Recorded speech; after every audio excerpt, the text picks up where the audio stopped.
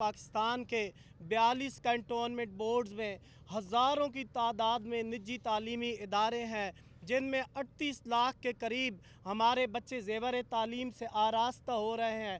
और एक मामूली केस के ज़ुमरे में पाकिस्तान भर के इन निजी तालीमी इदारों को बंद किया जा रहा है, जबकि सुप्रीम कोर्ट ऑफ पाकिस्तान के बेतहाशा फ़ैसले मौजूद हैं। मेरे मुल्क के बच्चों के ऊपर तालीम के दरवाज़े बंद करने के लिए तमाम तर अथॉरिटीज़ एक पेज पे आ जाती हैं, लेकिन इस तरह के केसेस को कोई पूछने वाला नहीं होता। मैं ये गुजारिश करना चाहता हूँ कि कंटोनमेंट बोर्ड को इतनी जल्दी क्या पड़ी है, जबकि इतने अहम फैसले अभी उन पे अमल दरामद नहीं हुआ।